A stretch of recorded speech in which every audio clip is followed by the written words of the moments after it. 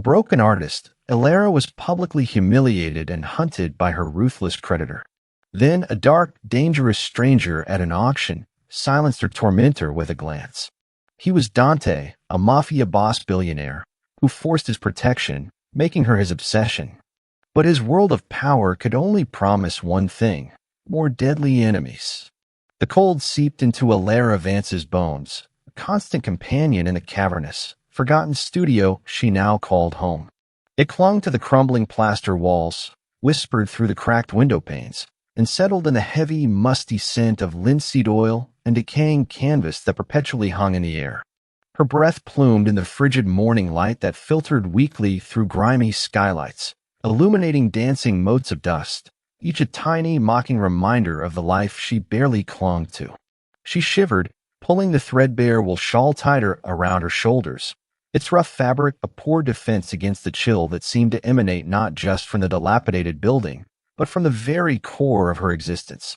Her gaze fell upon the stacks of unpaid bills on the small, scarred wooden table in the corner, a devastating monument to her father's legacy.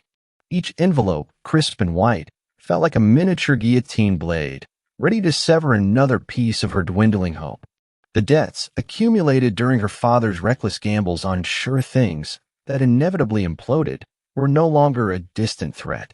They were a suffocating shroud, tightening its grip with each passing day.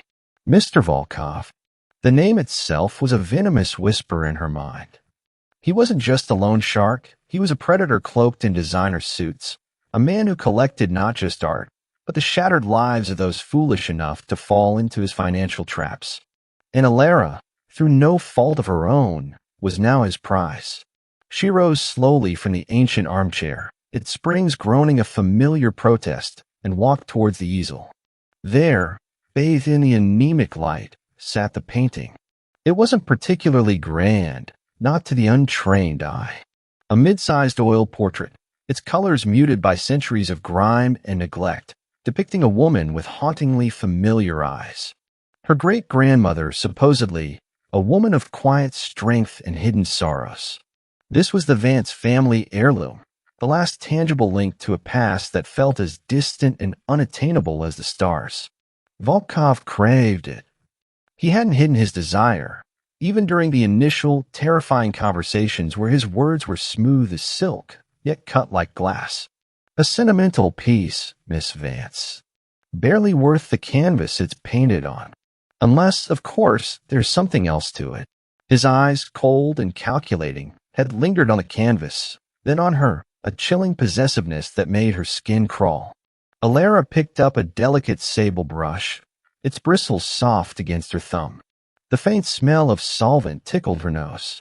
This was her sanctuary, her battlefield, and her last desperate hope. For weeks, she had been meticulously restoring the portrait, painstakingly removing layers of varnish and dirt, hoping, praying, to uncover some hidden signature, some lost detail that would elevate its value, that would give her enough leverage, enough money, to appease Volkov. The work was painstaking, requiring a patience she sometimes felt was running out. Every stroke of the brush was a silent conversation with the past, a desperate plea to an ancestor she never knew, begging for a miracle. A sudden sharp rap on the studio door made her jump, the brush clattering to the floor. Her heart hammered against her ribs like a frightened bird. It was too early for a client. Too early for anyone good. She knew, with a visceral dread, who it would be. Volkov's enforcers. They always came unannounced, their visits designed to instill maximum terror. Her hands, already trembling from the cold, now shook uncontrollably. Elara Vance. Open up. A gruff voice, devoid of pleasantries, rattled the glass in the door. She squeezed her eyes shut, trying to steady her breathing. Just breathe, Elara. Just breathe. She walked towards the door, her boots echoing too loudly on the concrete floor. The cold metallic tang of fear filled her mouth. Peeking through the scratched peephole, she saw two hulking figures, their faces impassive, their dark suits stark against the gray morning. One, a burly man with a perpetually scowling face she recognized as Gregor, held a small, black velvet box in his hand. The other, leaner but just as menacing, leaned against the door frame, chewing gum with a slow, deliberate rhythm that grated on her nerves. "We know you're in there, Miss Vance." Gregor's voice was deceptively calm, a dangerous undertone humming beneath it.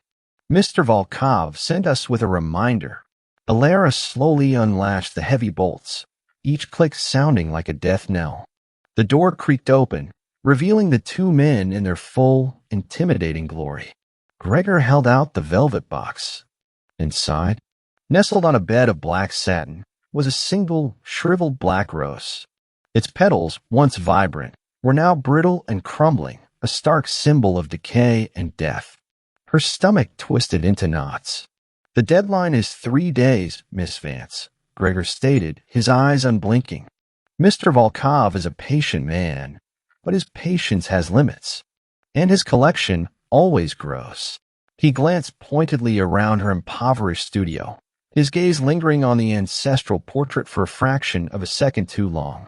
The unspoken threat hung heavy in the air, her home, her painting, her very livelihood, all destined to become part of Volkov's macabre collection. "I'm working on it," Alara managed, her voice a thin, reedy whisper she barely recognized as her own.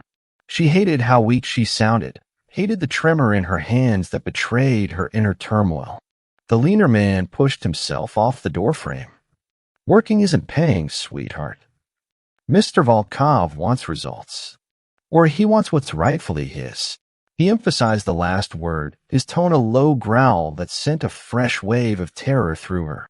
Gregor snatched the black rose from the box and let its brittle petals flutter to the dusty floor at her feet.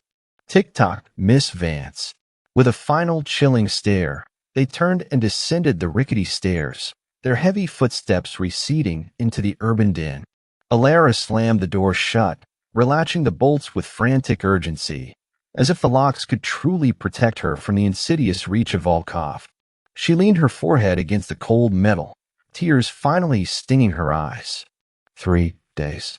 3 agonizing days until everything she had left, everything her father had foolishly put on the line, would be ripped away. She looked at the black rose petals scattered on the floor, then at the portrait on the easel. The woman in the painting, with her knowing, melancholic eyes, seemed to gaze back at her, a silent witness to her despair. Was there truly nothing left? Was this the end? She sank to the floor, her legs weak, clutching the cold wooden easel. The heirloom, her last hope, seemed to mock her with its silent, hidden secrets. She had to find a way. She had to. But how? The question echoed in the emptiness of her studio, unanswered, suffocating her with its impossible weight. A cold, desperate resolve began to harden amidst her fear. She wouldn't go down without a fight, even if it meant stepping into the very heart of the wolf's den. She picked up the discarded brush, her fingers still trembling, but now with a nascent spark of defiance. The only way out was through. And tonight, she had to face Volkov on his own turf, the exclusive underground art auction. She just didn't know yet that a different kind of predator would be waiting there. The repurposed Gothic cathedral, usually consecrated to hushed prayers and solemn reflections, now pulsed with a different kind of reverence.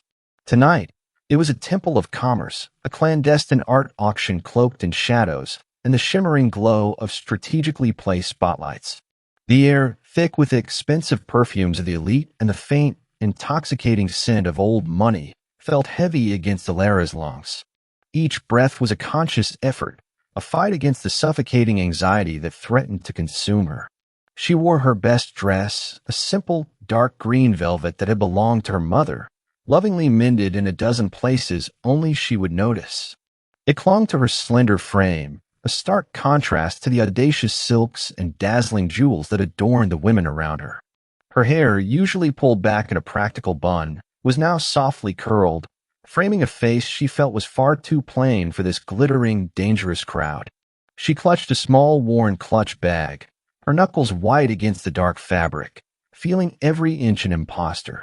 The hushed murmurs of conversation, the clinking of champagne flutes, the soft click of expensive shoes on the polished marble floor, it all blended into a disorienting symphony of wealth and power she was desperately out of tune with.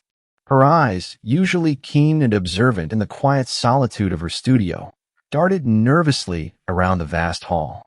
Priceless sculptures gleamed under the lights, their cold surfaces reflecting the eager faces of potential buyers.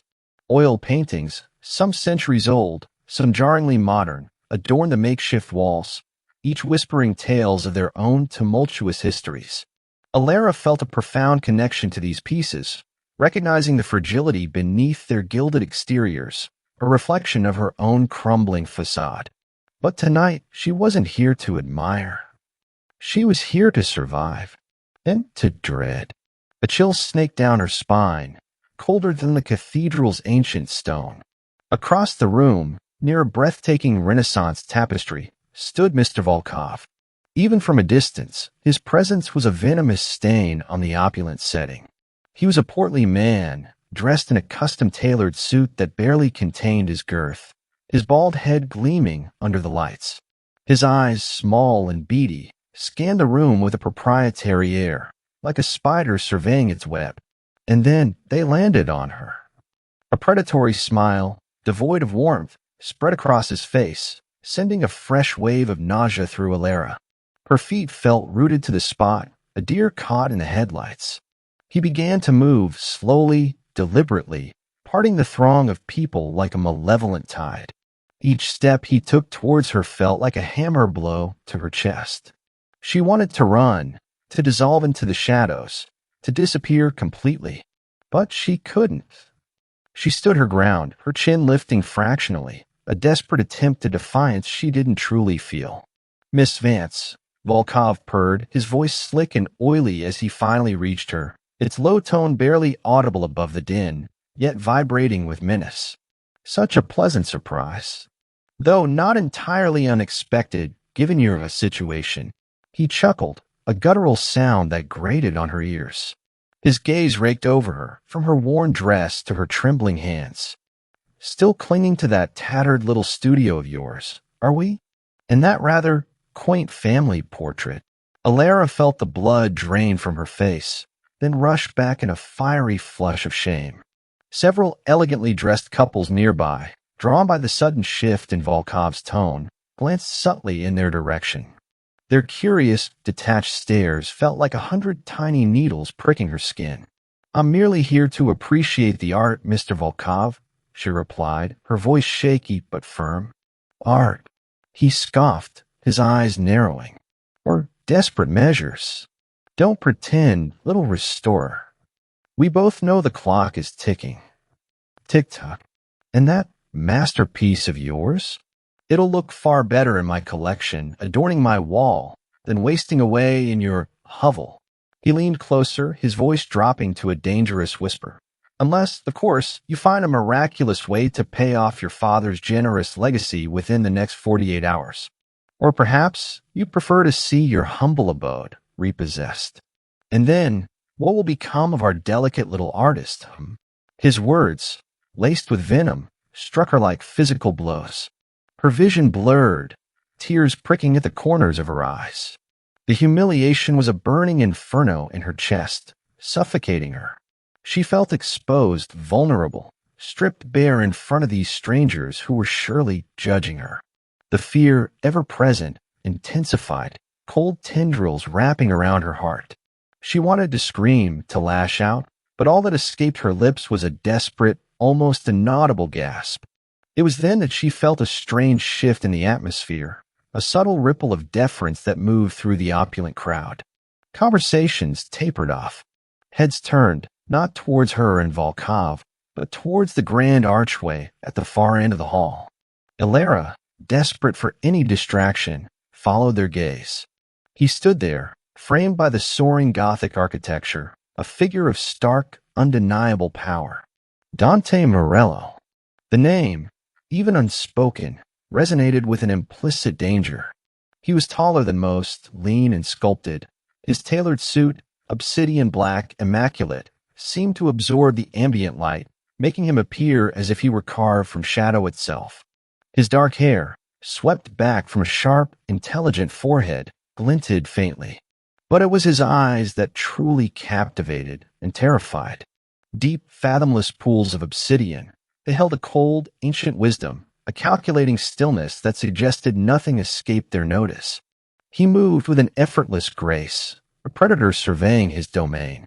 There was no arrogance in his posture, just an innate, terrifying authority that silenced the room without a single word. Elara's breath hitched. Her own petty humiliation and fear faded, replaced by a different, more primal. Men like him didn't exist in her world of chipped paint and forgotten dreams. Men like him owned worlds. She felt a strange, magnetic pull, dangerous fascination. He was a storm, contained and controlled, but a storm nonetheless. He didn't look at her, not directly. His gaze swept the room, taking in every detail, every person, every interaction. And then, for a fleeting moment, his eyes, those terrifying obsidian depths, flickered.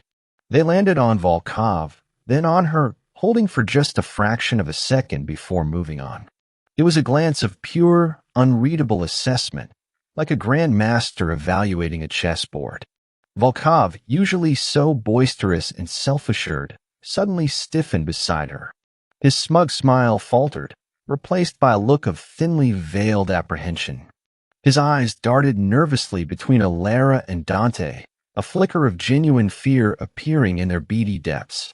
He cleared his throat, suddenly uncomfortable.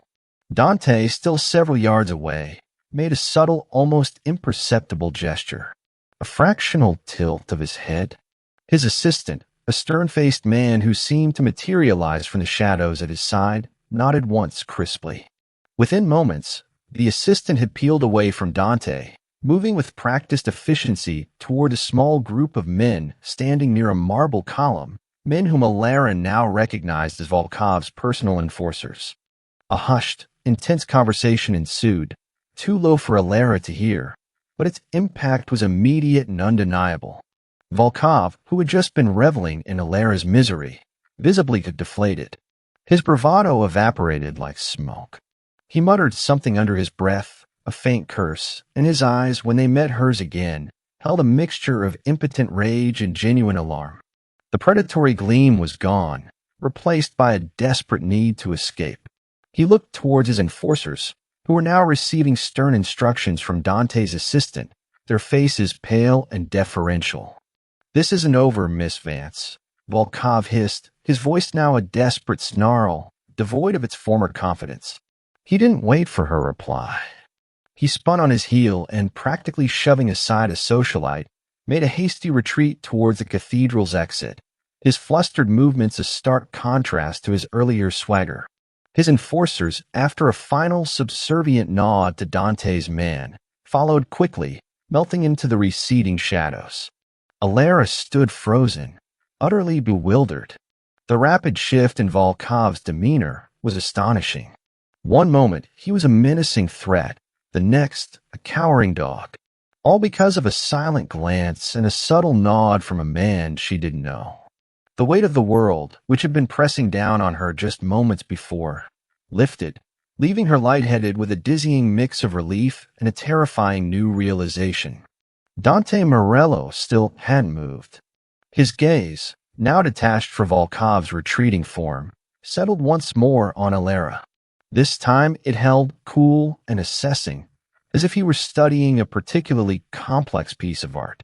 His lips, thin and unsmiling, twitched almost imperceptibly at the corner, a hint of something unreadable in his dark eyes. A shiver, not of cold, but of raw, potent awareness, traced a path down her spine. He knew. He had seen everything. And he had intervened. The crowd around her, slowly resuming its murmurs, seemed to have forgotten the brief, terrifying confrontation. But Elara couldn't forget. She felt an unsettling cocktail of emotions, the profound relief of Volkov's sudden departure, the lingering shame of her public humiliation, and a burgeoning, dangerous curiosity about the man who had, with a single gesture, swept her tormentor away. He was a force, an enigma, and he had just shown her a glimpse of the absolute power he commanded. The air around him still crackled with it, a silent, almost palpable energy. He held her gaze for another long moment, his obsidian eyes piercing, knowing. Alara felt herself exposed, vulnerable under his scrutiny. Yet paradoxically, a strange, nascent sense of safety began to unfurl within her chest. A terrifying, exhilarating paradox. He was dangerous, certainly, but he had protected her. And as he finally turned, his dark figure gliding effortlessly through the crowd towards a secluded alcove, Alara couldn't shake the unsettling thought that she had just exchanged one kind of trap for another. And the new one, however gilded, felt infinitely more captivating. She watched him disappear, her pulse hammering a frantic rhythm. She had escaped Volkov for now. But what had she just stepped into? The cold night air, usually a harsh bite, felt strangely exhilarating against Alara's flushed cheeks as she stumbled out of the cathedral. The whispers of the city, the distant wail of a siren, the rumble of a passing subway, the honk of an impatient taxi were a welcome cacophony after the oppressive silence Volkov had imposed. Relief, a dizzying, heady rush, flooded her senses, making her knees feel weak. Volkov was gone. His venomous presence had been swept away by a single, silent command. But the relief was intertwined with a profound, unsettling confusion. Who was that man? Dante Morello. The name, whispered among the elite and the underworld alike, carried a weight, a dangerous mystique she was only beginning to grasp. His obsidian eyes, so cold and knowing, had lingered on her, leaving her with the disquieting sensation of having been thoroughly catalogued, utterly seen. It was a terrifying thought, yet a small rebellious part of her also felt a peculiar flicker of something akin to safety. He was a predator, undoubtedly. But for a fleeting moment, he had been her predator, protecting her from a lesser one. The thought was deeply unsettling, yet undeniably captivating. She hailed a cab, her hands still trembling as she gave her studio address, the memory of Volkov's cowering retreat playing on a loop in her mind. Who held such power? And what did he expect in return? The questions buzzed, unanswered, in the hollow of her chest. The moment she pushed open the heavy, creaking door to her studio, the fragile piece shattered. A faint, acrid smell, like burnt sugar mixed with cheap liquor, assaulted her nostrils. Her heart plummeted, a cold stone in her gut. She flicked on the single overhead bulb, its weak glow illuminating a scene of calculated chaos. Canvases, some still wet with her painstaking restorations, lay slashed on the floor. Jars of expensive pigments were overturned, their vibrant contents mingling into a sickly, muddy mess. The antique wooden easel, a gift from her father, lay splintered. But it was the message scrawled in crude, thick red paint across the pristine white backdrop she used for her portraits that truly made her stomach churn. Time's up, Vance. His collection grows. Anger, raw and incandescent, surged through her, momentarily eclipsing the fear. How dare he? How dare he desecrate her sanctuary, her only refuge? She knelt amidst the wreckage, her fingers tracing the jagged cuts on a half-finished landscape. This wasn't just vandalism. It was a violation, a deliberate act designed to break her spirit. Volkov's pride, stung by the public humiliation at the auction, had lashed out with brutal force. Her shame, which had started to recede, returned with a vengeance, thick and suffocating. She felt utterly helpless, utterly alone. The image of Dante Morello, cool and powerful, flashed in her mind. Would he truly protect her from this? The thought was fleeting, almost immediately dismissed. She was a small, broken artist. He was a force of nature. Their worlds couldn't possibly intersect beyond that one strange evening. The next morning, amidst the ruins of her studio, a sleek, unmarked courier van pulled up. A man in an immaculate dark suit, his face impassive, delivered a thick, parchment envelope. Alara wary tore it open. Inside, nestled between crisp, high-quality paper, was a check. A staggering sum, far more than any of her minor restored pieces could ever command. Attached was a formal letter, impeccably typed on a prestigious gallery's letterhead, a gallery she knew by reputation only, one that dealt exclusively with masterworks. It was an offer to purchase her recently restored landscape, the one Volkov's men had so savagely slashed, now a painful reminder, at an astonishing price. The letter praised her unique vision and unparalleled skill. It was absurd. It was too much. Her mind immediately leaped to Dante. Who else could orchestrate such an elaborate, generous, and utterly inexplicable act of benevolence? Or was it benevolence? A cold dread began to mingle with a flicker of hope. This felt like a trap, albeit one cushioned with velvet and gold. She looked at the check, its numbers swimming before her eyes. It was enough. Enough to pay off Volkov, enough to buy her freedom, enough to rebuild her shattered life. But at what cost? Days passed in a blur of escalating tension and mysterious interventions. Another offer arrived, this time a lucrative commission to restore a private collection, promising an advance that dwarfed her annual income. The client was anonymous, only referred to as the collector.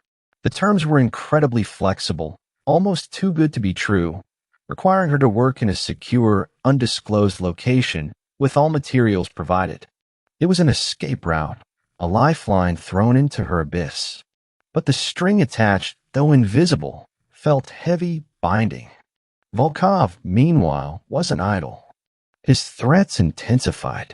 Her landlady received a visit from his men, resulting in a panicked phone call to Alara, demanding immediate payment or eviction.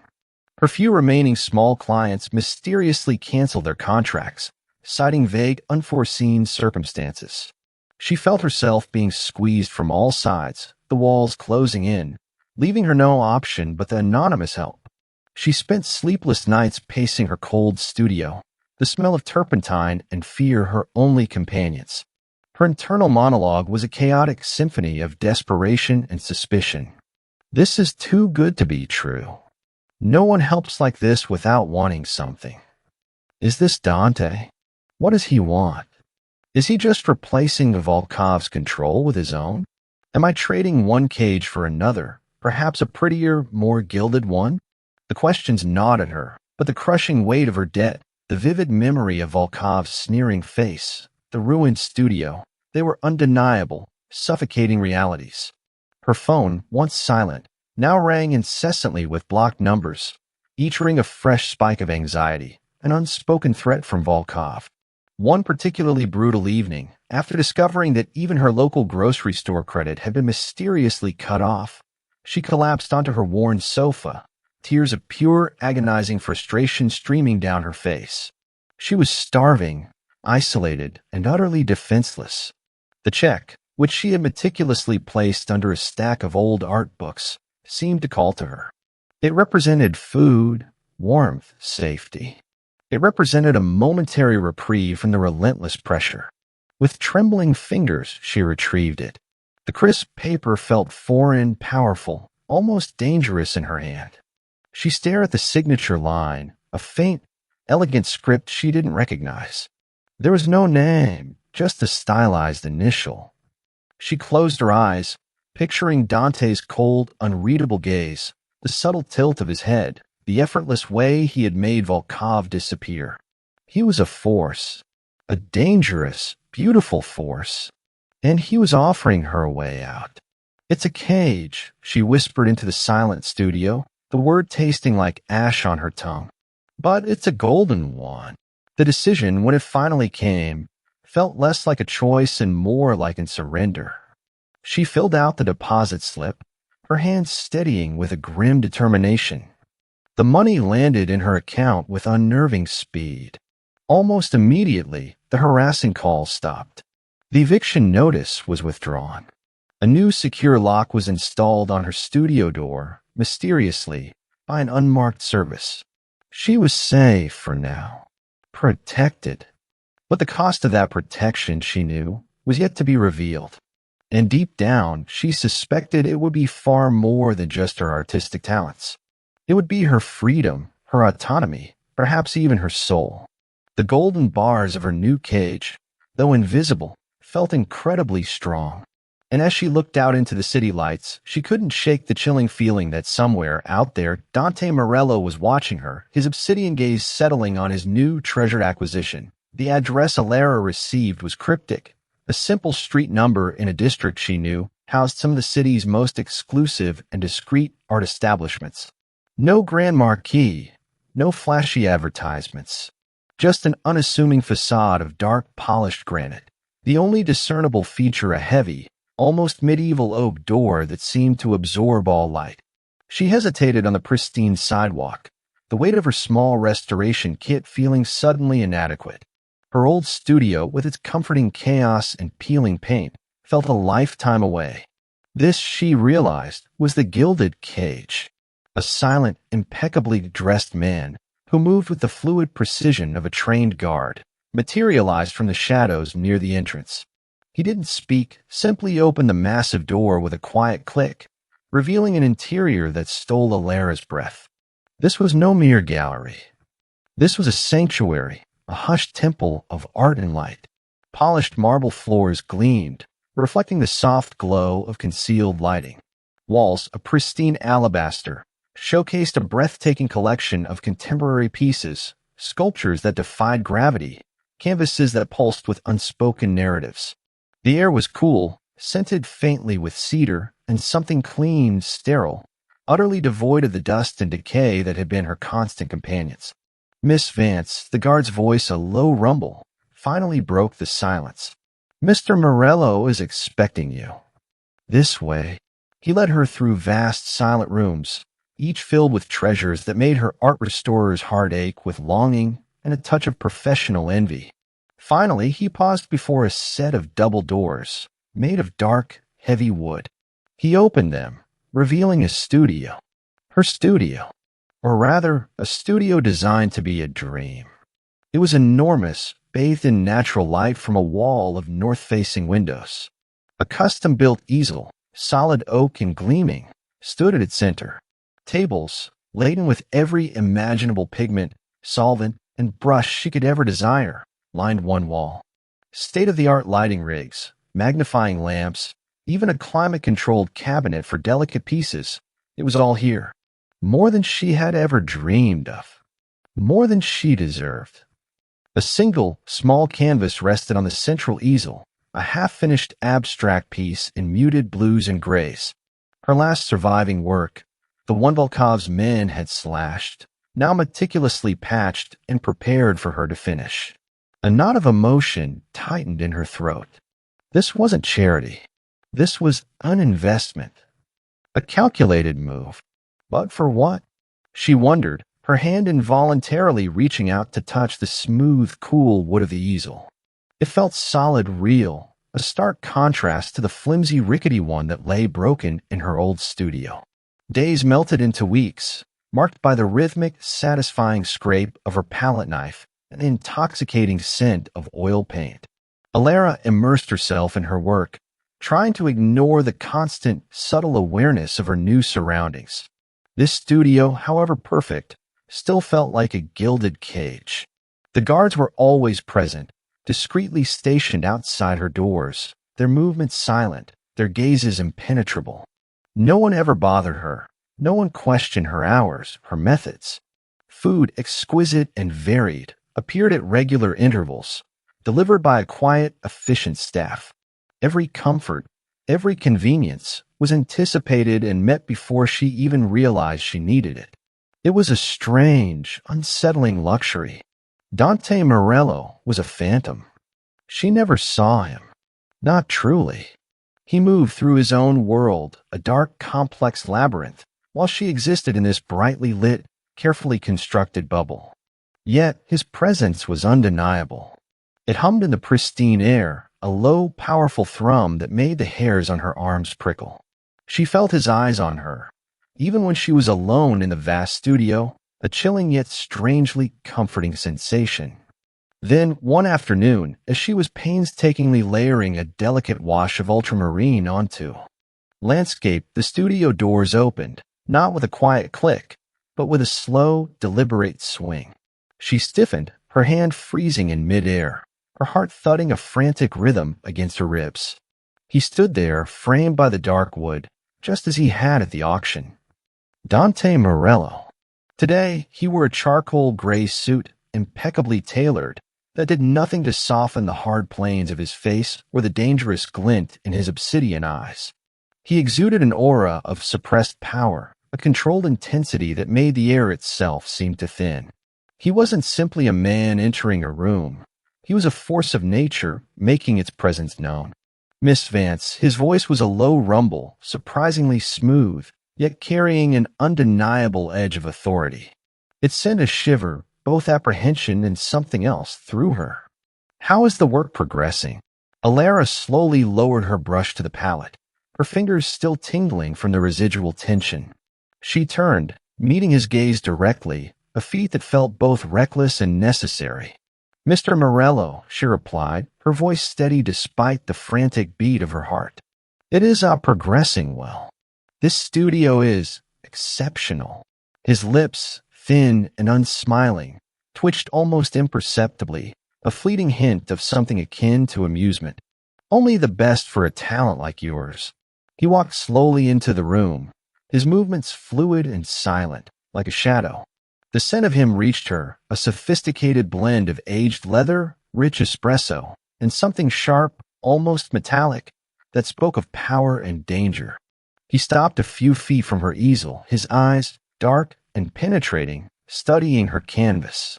He didn't just glance, he truly saw the art, observing the nuances of color and texture with an intensity that surprised her.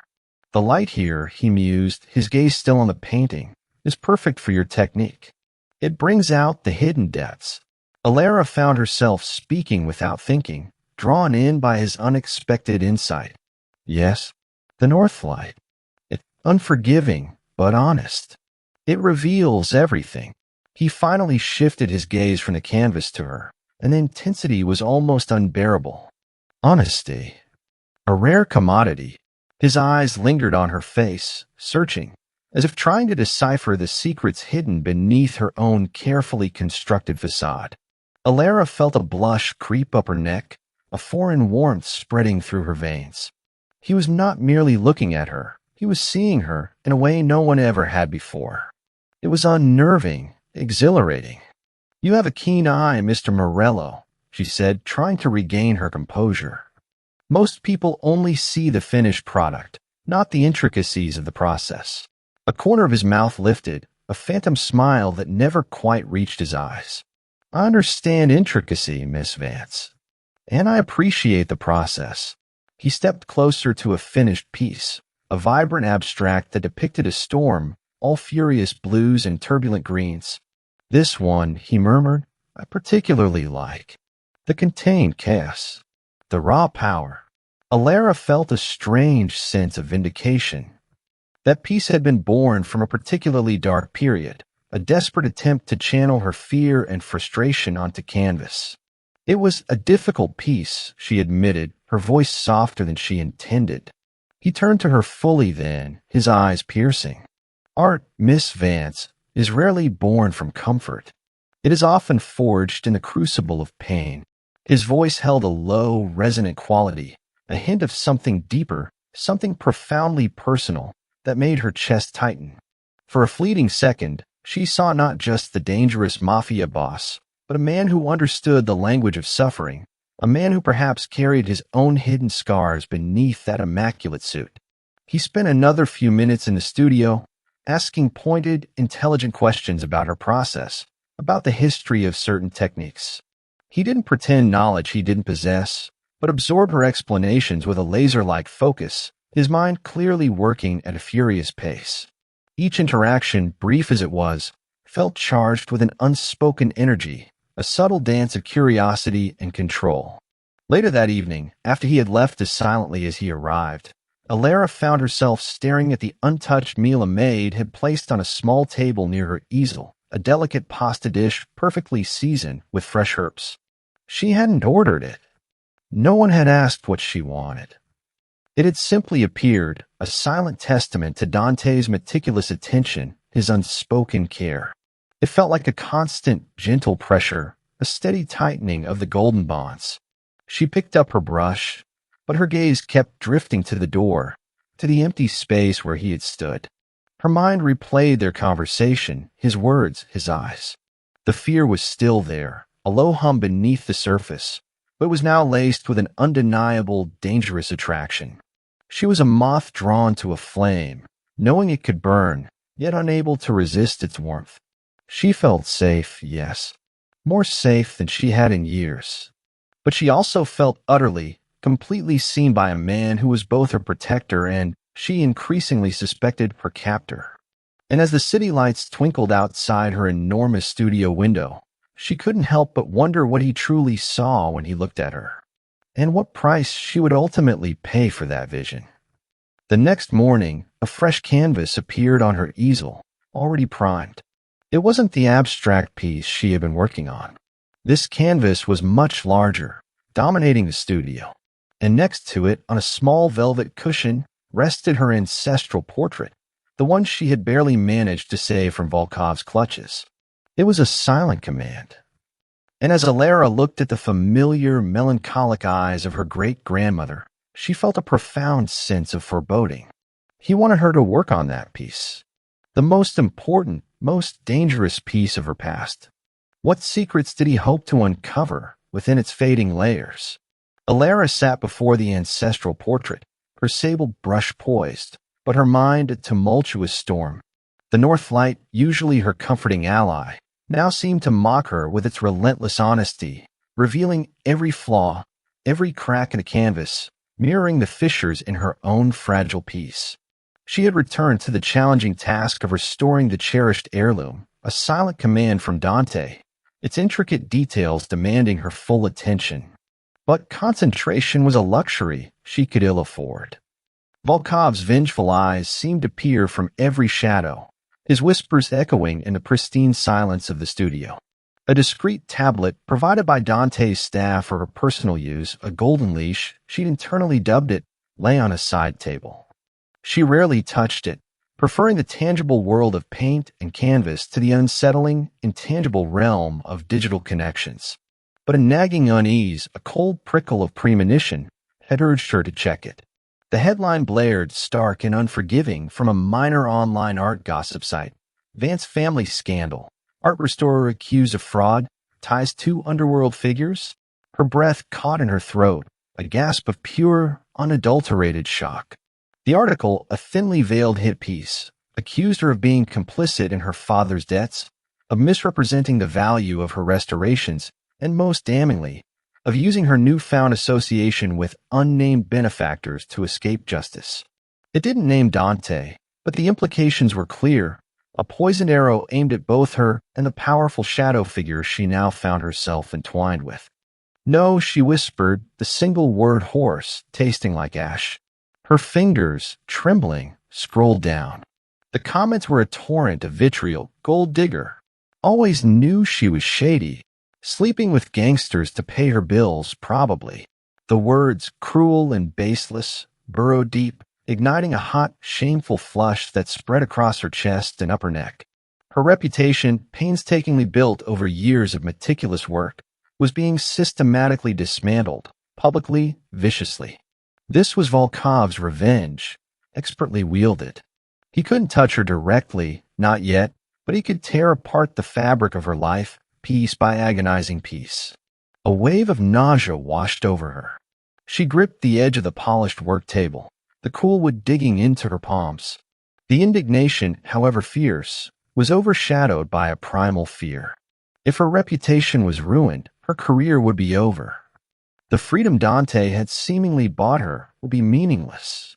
This wasn't just a threat to her livelihood. It was a threat to her very identity.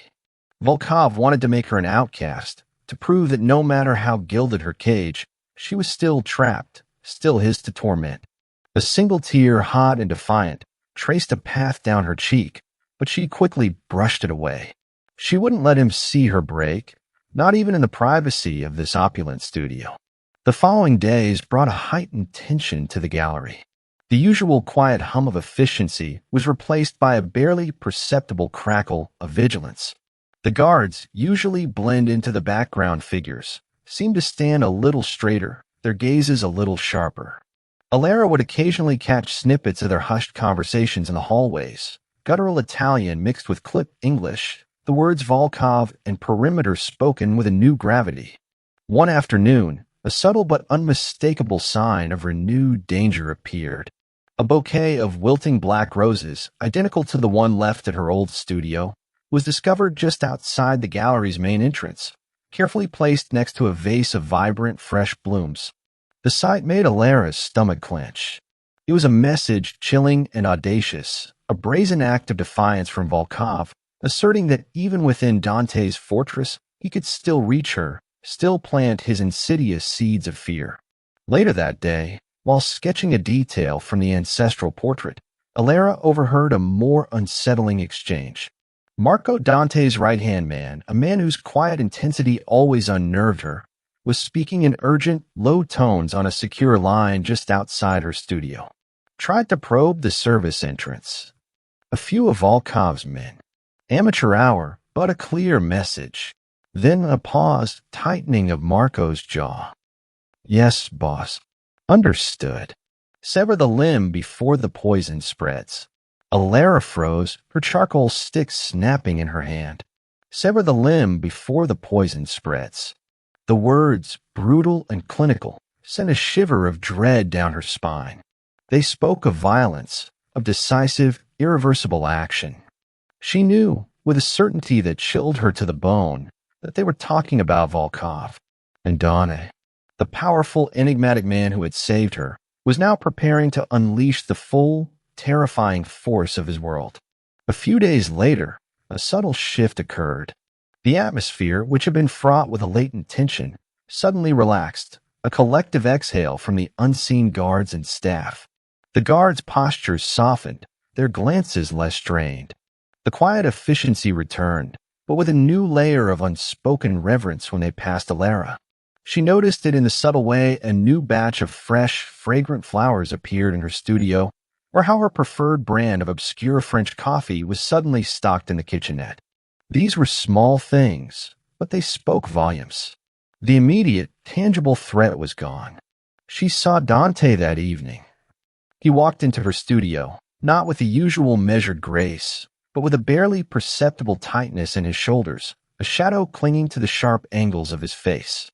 His dark suit, as always, was immaculate, but Alara thought she caught the faintest hint of something metallic, something that smelled vaguely of distant smoke, clinging to the fabric.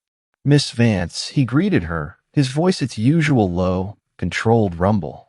He didn't ask about her day, or her progress on the ancestral portrait. His obsidian eyes, though steady, held a deeper, more unsettling glint, like a polished weapon. Alara's heart pounded, a frantic drumbeat against her ribs. She took a fortifying breath.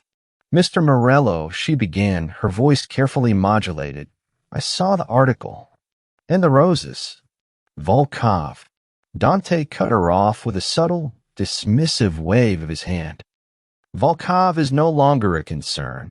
His tone was flat, devoid of emotion, yet carried an implicit finality that sent a fresh shiver down her spine. What do you mean? She whispered, her gaze fixed on his unreadable face. What did you do? His eyes, dark as midnight, met hers. There was no softening, no apology, just stark, unapologetic truth. I sent a message. He paused, his gaze unwavering, as if daring her to question him. A message that will ensure he understands the consequences of reaching into my world, or attempting to touch what is mine. The words, what is mine, resonated in the quiet room, possessive and chilling. Alara swallowed hard, her throat suddenly dry. She didn't need to witness the violence to understand. The cold resolution in his eyes, the almost imperceptible relaxation of his stance, the sudden cessation of all threats, it painted a vivid picture of Dante's ruthless efficiency. He hadn't just removed a problem, he had eradicated it. She thought of Marco's chilling phrase, sever the limb before the poison spreads. A profound sense of fear, stark and undeniable, bloomed in her chest. Not just fear of Volkov, but a new, more complex fear of Dante. She was safe, yes, utterly, undeniably safe. His protection was absolute, a fortress against the world. But the cost, the implicit, terrifying cost of existing within his orbit. He was a man who moved in shadows, who spoke in threats and consequences, who dealt in brutal finality. His world was not hers, and she was only just beginning to grasp the full, terrifying extent of its darkness. The article, she managed, her voice still a whisper. My reputation. It's ruined. Dante's jaw tightened almost imperceptibly. His little whispers will be drowned out. Forgotten. His eyes held a promise that made her blood run cold and hot simultaneously. He would handle it. He would fix it. But his methods, she knew, would be as absolute and uncompromising as his protection. She was safe, yes, but she was also irrevocably tied to a man who wielded power like a blade, a man who had just shown her the terrifying depth of his commitment. She trusted him to protect her, but she worried deeply about the person she might become, the pieces of herself she might lose, in this golden, dangerous cage he had built around her. What would be the true price of such absolute protection? And what other messages would he send in her name, in the dangerous, silent language of his world? The gallery's pristine silence, once a welcome balm, now felt heavy with the lingering echo of Dante's words. Volkov is no longer a concern. Alara's mind replayed them constantly, a chilling mantra. He hadn't said how Volkov was dealt with, but the finality in his tone, the barely perceptible scent of something metallic that had clung to his suit, it spoke volumes. The threats had ceased. Her reputation, while still bruised, was no longer actively being assailed. She was safe, undoubtedly. But the knowledge of Dante's ruthlessness, the sheer, devastating power he wielded, weighed on her, a constant reminder of the golden cage she now inhabited. The fear was still there, a low, persistent hum, but was now laced with an undeniable, dangerous respect. She was engrossed in the ancestral portrait, meticulously cleaning a tiny crack near the woman's left eye, her breath held captive by the delicate work. The canvas, under her expert hand, was slowly shedding centuries of grime, revealing richer hues, a more nuanced expression. She felt a profound connection to the silent woman gazing back at her from the past, a shared understanding of burdens and unseen struggles. The doors to her studio opened, softly this time. Alara didn't flinch, her senses now acutely attuned to Dante's presence. He entered, not in his usual tailored suit, but in dark trousers and a cashmere sweater that somehow made him appear both less intimidating and more dangerously approachable. The garment draped over his broad shoulders with an ease that belied its luxurious material, accentuating the lean strength beneath.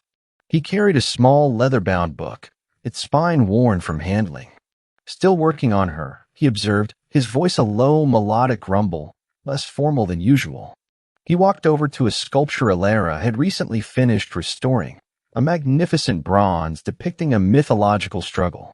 He ran a gloved finger along its curved surface, his touch surprisingly gentle. She reveals herself slowly, Alara replied, glancing at him. His gaze was fixed on the bronze, his profile sharp, contemplative. The light from the window caught a faint shimmer on his left forearm as his sweater sleeve rode up slightly, revealing a small, jagged scar just below his elbow. It was old, almost faded, but clearly the result of a deep, violent cut. It was a stark, jarring contrast to the immaculate man before her, a silent testament to a hidden past. Her breath hitched. She quickly averted her gaze, feeling as though she had trespassed, glimpsing a vulnerability he never intended to show. Her heart gave an extra thud, a strange mix of apprehension and sudden, unexpected pang of empathy. She wondered what story that scar held. Dante seemed oblivious to her observation. He turned from the sculpture, his eyes, dark and deep, now resting on the ancestral portrait. This woman, he mused, she watches. She knows. She carries a great weight. Alara found herself saying, her voice softer than she intended, a strange urge to connect, to explain, bubbling within her. My father always said she was the heart of our family, that she saw truths others ignored. Dante finally looked at her, his gaze intense, assessing. And what truths do you see, Alara? He used her first name, effortlessly, a subtle shift that sent a small jolt through her. She hesitated, chewing on her lip. His tone was not demanding, but genuinely curious. I see a woman who suffered, she admitted, turning back to the portrait, but never broke. She had a quiet strength, a resilience. Like the art itself, she endured. She paused, then, feeling a sudden reckless urge to open up, she continued, "My father, he saw the world through a gambler's eyes, always chasing the next big win, always convinced he could outsmart fate. He loved me in his own way, but his dreams were all-consuming. And his debts eventually consumed everything." The silence in the studio stretched, filled only by the faint hum of the climate control. Alara waited, bracing herself for judgment, for the cold dismissal she often received when speaking of her past. But Dante simply listened, his expression unreadable, yet attentive. "He never meant for me to bear the burden," she continued, her voice gaining a fragile strength. "He truly believed he'd pay it all back. But Volkov saw an opportunity. He preyed on my father's weakness, and then on mine. He wanted the painting not just for its potential value, but because it represented my last tether to something beyond him. He wanted to strip me bare." A fresh wave of indignation, mingled with residual fear, washed over her. "That's why I ran. Not just from the debt, but from the humiliation, the control." Dante moved then, slowly, deliberately. He set the leather-bound book on a nearby table and walked towards the ancestral portrait.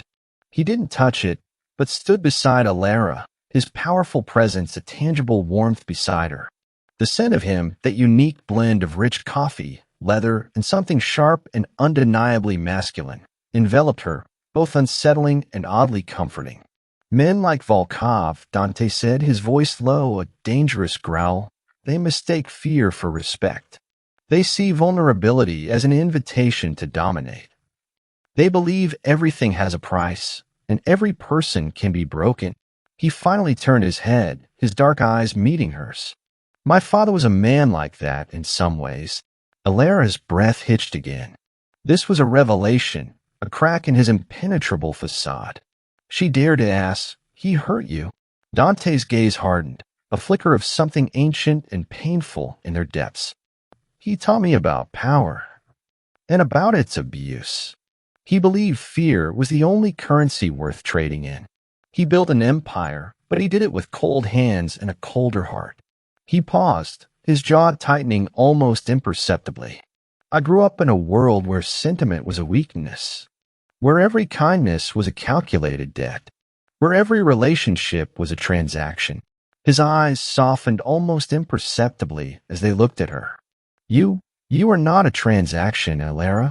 His words, simple yet profound, struck her with an unexpected force. "You are not a transaction." It was a quiet affirmation that cut through years of feeling like a commodity, first to her father's debts, then to Volkov's greed. She felt a profound shift within her, a new layer of trust beginning to form, fragile yet potent. He, too, carried scars, though his were hidden beneath expensive suits and an aura of formidable power. He, too, understood the insidious nature of control and the devastating impact of its abuse. "And you don't believe in fear as currency?" she whispered, her gaze locked on his, searching for the truth beneath his carefully constructed mask. A genuine, startlingly rare smile, small and fleeting, touched the corner of his lips. It didn't reach his eyes, not fully, but it softened the hard lines of his face, revealing a glimpse of something less formidable, more human. "I believe in respect," he countered, his voice low, "earned through strength, yes, but also through integrity, and a certain unwavering resolve." His gaze sharpened. "I also believe in protecting what is mine. Fiercely. Absolutely." The possessiveness in his words, usually a source of unease, now felt like a warm, encompassing blanket. She was his, in his dangerous world. And in return, he offered her safety, stability, a refuge she hadn't dared to dream of. A terrifying, beautiful exchange. Alara felt a powerful surge of connection, a magnetic pull towards this complex, dangerous man. "Thank you," She said, the words heartfelt, raw with emotion. For everything. He reached out then, his gloved hand hovering for a moment above her cheek, then gently cupping it. His thumb brushed softly against her skin, a feather-light touch that sent a shiver through her, igniting a slow, delicious warmth. His eyes, dark as midnight, held hers, a silent conversation, passing between them, of shared vulnerabilities, unspoken understanding, and a deepening, undeniable attraction that pulsed beneath the surface. His touch was both tender and utterly possessive, a silent claim. You need not thank me, he murmured, his voice a low thrum that vibrated through her. I made a choice, and I protect my choices. His gaze dropped to her lips, lingering there for a beat, a silent question hanging in the air. Alara's breath caught, her own lips parting almost imperceptibly. The air crackled between them, thick with unspoken desires, with the fragile hope of something real blossoming amidst the danger. But then the spell broke. A soft, almost imperceptible chime from his wrist comb interrupted the moment. Dante's hand dropped from her face, his expression instantly returning to its usual guarded composure, the vulnerable glimpse vanishing as swiftly as it had appeared. He glanced at the tiny screen on his wrist, a frown deepening on his brow. There's a problem, he stated, his voice now crisp, all business. His world, the dangerous, demanding world of the Mafia Boss, was calling him back. And Alara, standing there, still tingling from his touch, realized that even in this golden cage, some dangers were too great, too ingrained, to ever truly be left behind. She was safe, yes, but their fragile bond, formed in whispers and shared scars, was about to be tested. The low hum of the secure luxury sedan was usually a source of muted comfort for Alara. Today, however, it vibrated with an unfamiliar tension, a subtle discord beneath the polished surface. Dante had, unexpectedly, allowed her a brief respite from the gallery's hushed walls. An invitation had arrived for a private viewing at a smaller, more intimate exhibition, showcasing a rare collection of Byzantine mosaics, a passion of Alara's. She had, with a hesitant breath, asked if she could attend. Dante had merely looked at her, his obsidian gaze unreadable, before a curt nod from Marco confirmed her permission, along with the stipulation of 2 discreetly placed bodyguards and an armed driver. A golden leash, indeed. She wore a simple black dress, elegant but unassuming, and her hair was tied back, a conscious effort not to draw too much attention. The gallery itself was smaller, cozier than Dante's grand cathedral, filled with the gentle murmurs of art enthusiasts, the soft clinking of delicate teacups, and the subtle scent of aged parchment. For a fleeting hour, Alara allowed herself to breathe, to simply exist as an art restorer, lost in the intricate beauty of centuries-old tesserae. She felt a lightness in her chest, a fragile sense of normalcy she hadn't realized she craved so desperately. Her guards, 2 silent, imposing figures named Bruno and Johnny, melted into the background, their presence a constant, almost comforting hum of security. But the fragile piece was precisely that, fragile. As the viewing wound down, and Alara lingered before a particularly breathtaking depiction of the Madonna, a sudden, sharp jolt ripped through the pleasant hum of the evening. The air changed, growing heavy, charged. A scent, acrid and sickeningly sweet, assaulted her nostrils. Chloroform. Her eyes widened in alarm, her body stiffening. Miss Vance. Bruno's voice, usually a deep rumble, was suddenly sharp, urgent, right beside her ear. But it was too late. A rough hand clapped over her mouth, muffling her desperate cry. Another, brutally strong, clamped around her waist, pulling her backward, away from the mosaic, away from the light. The delicate scent of tea and old paper was instantly replaced by the overwhelming, cloying stench of the chemical. Her head reeled.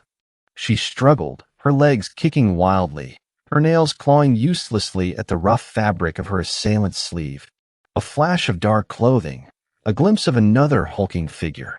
She heard a muffled grunt, a sickening thud, and then Bruno's frantic curse, abruptly cut short. Johnny? What about Johnny? Had they gotten him too? The thought sparked a fresh wave of terror. Hold still, little artist, A guttural voice snarled close to her ear, laced with a familiar, sickening glee. You belong to Mr. Volkov now. Volkov. The name struck her with the force of a physical blow. Betrayal. Despair. A wave of profound, soul-crushing disappointment washed over her. Donna. He promised. He promised protection. Had it all been an illusion? Had his golden cage been nothing more than a flimsy trap? The thought was more devastating than the physical attack itself. Darkness swirled at the edges of her vision, pulling her down. The world tilted, colors blurring into indistinguishable smears. She fought, instinct overriding the chemical fog, but her limbs were heavy, useless. The last thing she registered was the jarring lurch of a vehicle, the metallic scent of rust and stale air, and the chilling, triumphant laugh of Volkov's man before consciousness dissolved into a terrifying void. Dante Morello stood in his penthouse study, the city lights a distant, shimmering tapestry beyond the soundproofed glass. The phone clutched in his hand felt unnaturally heavy, a lead weight against his palm. Marco's voice, usually as cool and collected as his own, had been laced with a barely controlled tremor. Boss, we have a problem. A serious one. Alara, she's gone. Gone. The word reverberated in Dante's mind, a cruel, mocking echo. He had allowed this. He had granted her a moment of supposed normalcy, a brief respite from the strictures of his protection. He had underestimated Volkov, that pathetic, sniveling worm. Or perhaps he had simply underestimated the depths of his own foolish sentimentality. Guilt, a raw, burning ember, flared in his chest, a sensation he rarely allowed himself to feel. Explain, Dante commanded, his voice a low, dangerous growl that would have sent lesser men scrambling. Every detail, Marco. Now, Marco's report was grim.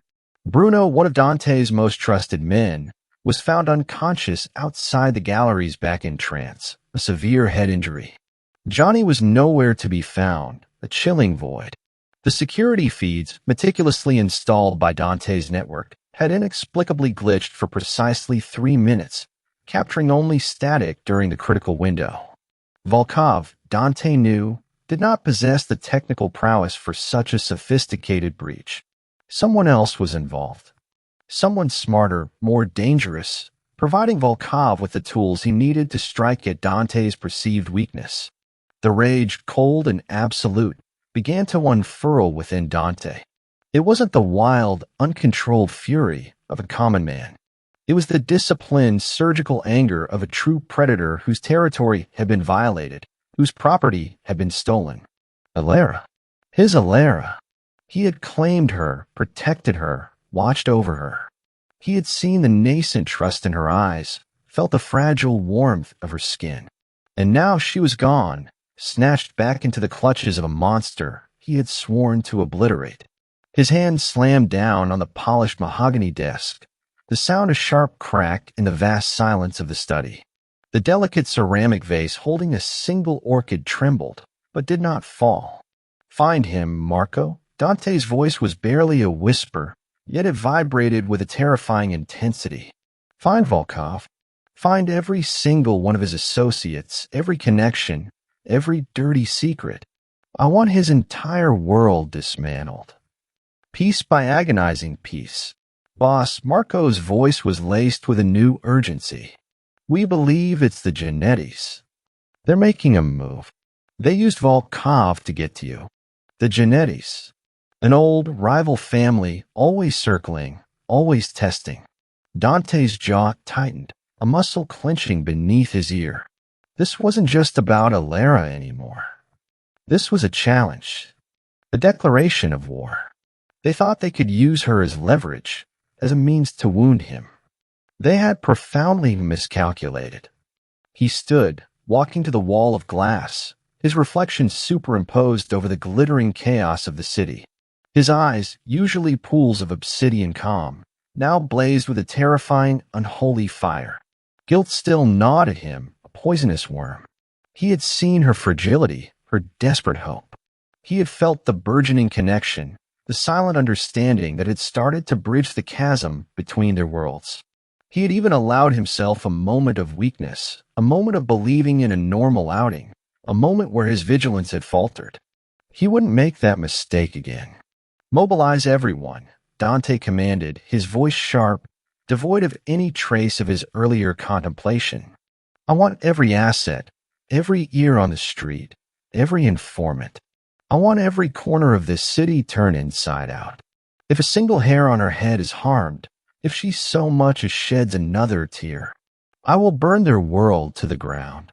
His words were a chilling promise, cold and absolute, directed not just at Marco, but at the unseen forces that had dared to touch what was his.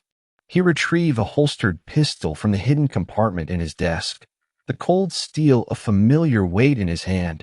This wasn't just a search. This was a reckoning. Volkov, the Genettis. Anyone who had laid a hand on Alara would pay a price far beyond anything they could ever imagine. And Dante Morello, the man who had vowed to protect her, would personally ensure their suffering. He would bring his obsidian fury down upon them. He would make them regret the day they ever broke his silent golden promise.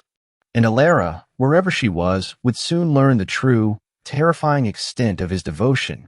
The world swam back into focus for Alara, a disorienting haze of muted lights and hushed voices. The metallic tang of fear still coated her tongue, a phantom sensation, but was slowly giving way to the antiseptic scent of a luxurious room, tinged with something uniquely Dante, cedar and espresso. She blinked, her eyelids heavy, to find herself lying on a bed of unimaginable softness, enveloped in silk sheets that whispered against her skin. The room was not hers, not the gilded studio, but something far more opulent, a sanctuary of dark wood, plush carpets, and the distant soothing hum of a sophisticated ventilation system. A hand, warm and firm, rested gently on her forehead. She stirred, her eyes fluttering open fully. Donna. He sat on the edge of the bed, his dark suit exchanged for a silk dressing gown that somehow made him look even more formidable, more dangerous in its casual elegance. His obsidian eyes, usually pools of unreadable calm, were now etched with a raw, agonizing concern she had never seen before. It was a vulnerability that both startled and soothed her. Alara, he murmured, his voice a low, rough whisper, laced with a tremor she barely recognized. You're awake. She tried to speak, but her throat was dry raw. A dull ache throbbed at the back of her head, lingering souvenir of the chloroform. Volkov, she croaked, the name of bitter taste. His jaw tightened. Volkov is handled. He will never touch you again. The finality in his tone, devoid of any doubt or ambiguity, sent a shiver through her. It wasn't a promise. It was an absolute decree. A deep, bone-weary relief washed over her, so potent it almost brought fresh tears to her eyes. She was safe. Truly safe. He reached for a glass of water on the nightstand, its crystal cool against her chapped lips. She drank deeply, the cool liquid a balm to her parched throat. As she leaned back against the silken pillows, she realized the extent of the care surrounding her. Her dress, torn and stained during the abduction, had been replaced by a soft, luxurious nightgown. Her hair, usually messy, was gently brushed. Every detail, every comfort had been anticipated. Bruno is recovering, Dante said, his voice softer, watching her. Johnny made it out. They're both safe. A heavy price paid, but they are safe.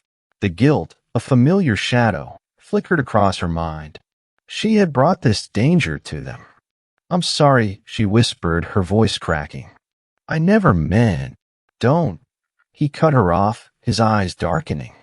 This was not your fault. It was mine. My miscalculation. My weakness.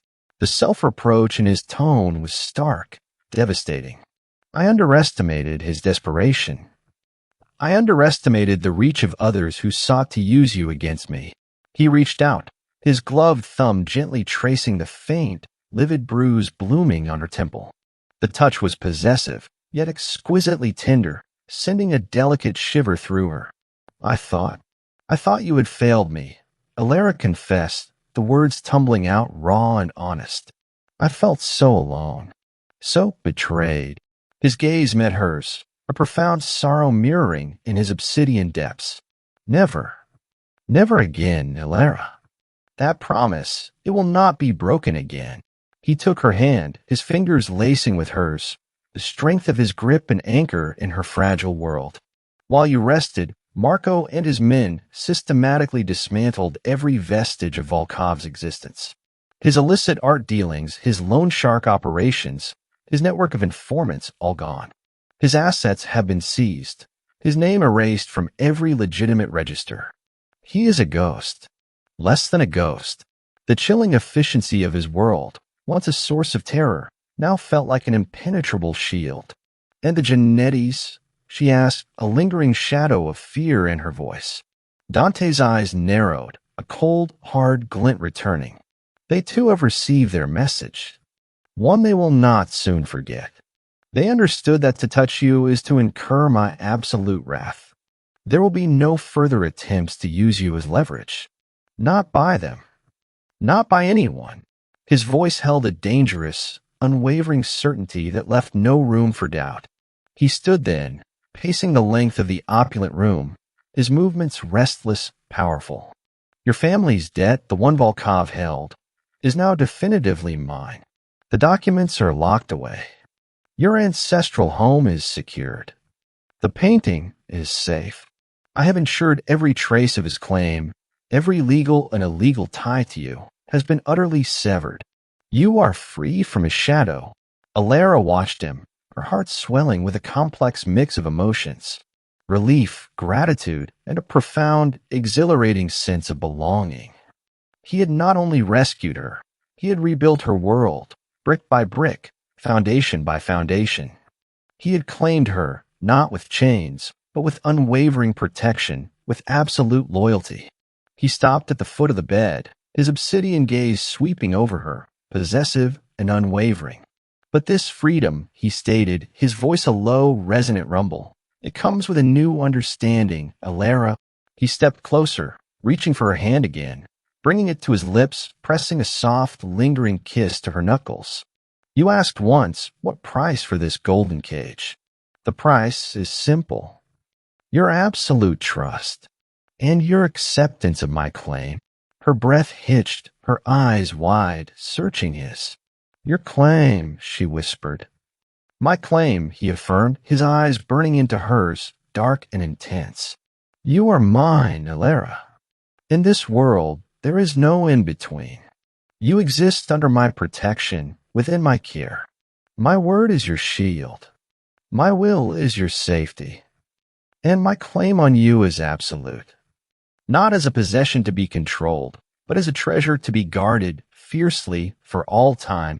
His thumb brushed over her pulse point, a slow, deliberate caress that sent shivers of both fear and raw yearning through her.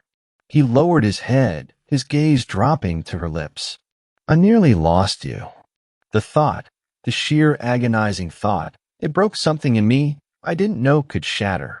His voice was raw, laced with an emotion so potent, so rare, it stole her breath. Never again. I will never allow you to be taken from me. Do you understand? Ilara could only nod, tears finally spilling from her eyes, but these were not tears of fear. They were tears of profound relief, of being seen, understood, and claimed by a man whose dangerous intensity was matched only by the depth of his devotion. She was no longer just a broken artist, trapped by debt. She was Dante Morelos, and in his powerful, dangerous world, that meant she was invincible. Say it, he commanded, his voice a low, thrilling murmur, his eyes demanding her full surrender. Say you accept. I accept, she whispered, her voice barely audible, yet filled with a newfound strength, a fierce acceptance that settled deep within her soul. I am yours, Dante. A rare, almost imperceptible tremor went through his powerful frame. He leaned closer, his lips brushing hers, a feather-light touch that promised everything. Good, he breathed, his voice rough with triumph and a possessiveness that consumed her entirely. Because from this moment on, there is no other path for us. Only this. Only you and I together in my world. The years that followed were not without their shadows, for Dante Morello's world was never truly free of them. But for Alara, those shadows now merely defined the brilliant light of her new existence. She blossomed under his protection, not as a fragile flower, but as a formidable artist, her talent no longer stifled by fear and debt, but nurtured by unparalleled resources and an unwavering, possessive love. Her studio, a breathtaking space within Dante's penthouse, became her sanctuary. It was larger, brighter, and more fully equipped than she could have ever dreamed. The ancestral portrait, meticulously restored to its former glory, hung in a place of honor in Dante's private gallery, a silent testament to the journey they had shared. She painted with a renewed passion, her canvases exploding with colors and emotions that had once been locked away. Her work, once introspective and melancholic, now pulsed with a vibrant energy, a reflection of the peace and fierce security Dante had gifted her. She became renowned, not just in the legitimate art world, but also within the exclusive clandestine circles that Dante commanded. Her art a prized possession, admired and protected with a loyalty that transcended mere commerce. Donna. The name still carried weight, still commanded fear and respect in the shadowy corners of the city. But the man she knew, the man who sat across from her at breakfast, sipping espresso and quietly reading market reports, was a different creature. The cold, obsidian gaze still existed, but it softened for her, melting into an expression of profound tenderness and absolute devotion.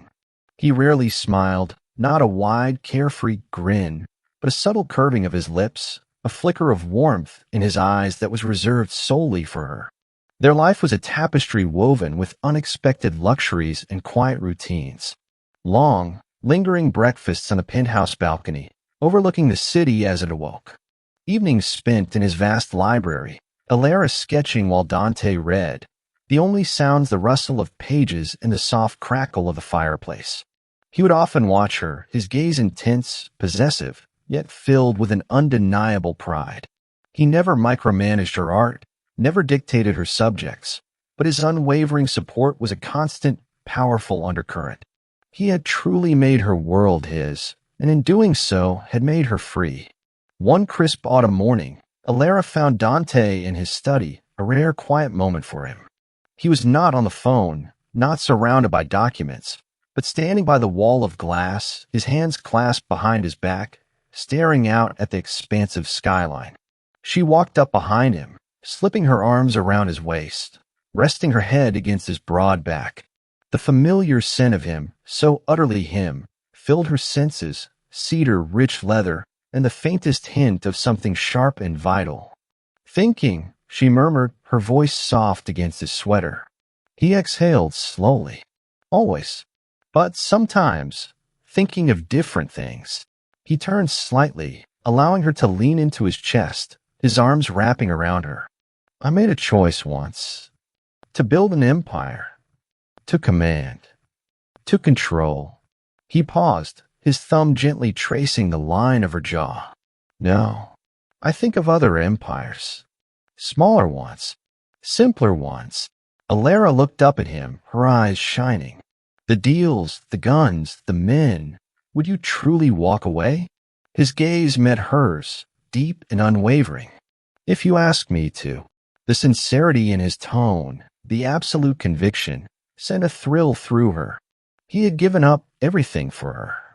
And he would continue to. A soft smile graced her lips. Then considerate asked. A rare, genuine smile, full and warm, finally broke through his guarded exterior. You think you could handle me outside the city? In a place where control means a well-tended garden and power means a perfect espresso. I handled you inside it, she teased, her eyes sparkling. I think I'll manage. A week later, true to his word, Dante began the quiet, meticulous process of transferring control of his operations to Marco. It was a transition executed with the same precision and ruthless efficiency he applied to everything else. But this time, it was for a different purpose. For peace. For them. The day they left the penthouse for the last time, the city stretched out below, a glittering, indifferent jewel. Alara carried nothing but a small bag of essentials and her sketchpad. Dante, beside her, carried only a single worn leather satchel. No guards, no decoy cars, just a quiet, unmarked sedan waiting at the curb. As they settled into the car, Dante reached for her hand, his fingers lacing with hers. His gaze, usually sweeping the surroundings for threats, was now fixed solely on her, on the peaceful curve of her smile, the vibrant light in her eyes. "You're not afraid?" he asked, his voice a low rumble. "I'm not," she affirmed, leaning into his side. "Not anymore. Not with you." The car glided smoothly towards the airport, towards a private jet waiting on a secluded tarmac. A new destination. A new life. As the plane lifted into the boundless sky, leaving the sprawling city behind, Alara looked out the window, watching the familiar landscape shrink into a patchwork of memories. Dante's hand tightened on hers. "Wherever we land, Alara," he said, his voice quiet, filled with a profound certainty. "That's home now." She turned to him, her eyes brimming with love. "Then home is wherever you are, Dante." He kissed her hand, a slow, tender gesture that spoke of promises kept, of futures claimed. Exactly. Months later, in a quiet coastal town where the air smelled of salt and wild jasmine, they walked the beach at dusk. The waves whispered gentle secrets to the shore. No tailored suits, no hidden weapons, no ghosts of the past. Alara collected seashells, her laughter carried on the sea breeze. Dante walked beside her, carrying her collection bag like it was the most precious cargo in the world, a faint, genuine smile gracing his lips. "You know," she teased, bumping his shoulder, "you're not very intimidating like this, Mr. Morello." He chuckled, a rich, deep sound she had come to adore. "Don't tell anyone. I've got a reputation to uphold." She stopped, turning to him, her hands gentle on his chest. "You ever regret it? Letting it all go?" He looked out at the endless expanse of the ocean, then back at her, his eyes full of a love that had once been buried deep beneath layers of power and danger. "I used to live in a world where everyone wanted something from me, Alara. You're the first person who never asked for anything except truth, and gave me everything." He brushed a strand of hair from her face, his touch exquisite. "I can live with that. More than that. I can live for that." Her lips curved into a soft, radiant smile. "And what about love?" His gaze softened, deep and unwavering. "That," he murmured, his voice husky, "came with the deal. And it is my forever masterpiece." Their lips met, a kiss born not of desperation, but of profound peace, of enduring love, of a future finally claimed. The wind lifted her hair, and he caught it gently, tucking it behind her ear. "Dante Morello," she whispered, her voice overflowing with warmth. "You're officially a free man." He looked at her, the last rays of the setting sun painting their faces in shades of gold and rose. "No," he said softly, pulling her closer, "I'm a man in love." And for once, there was nothing left to run from. No danger, no lies, no ghosts, just them, and the vast, beautiful promise of an ordinary, extraordinary life, his masterpiece. Have you ever felt trapped by the echoes of a past you didn't choose? Alara's journey reminds us that true masterpieces aren't just found on canvas, but forged within a resilient soul. Her worth was never defined by her father's debts or Volkov's malice, but by the quiet strength that refused to break. And Dante, in his fierce, possessive love, showed us that even the darkest hearts can find redemption, choosing to protect and heal rather than control. He didn't just save her from a tangible threat.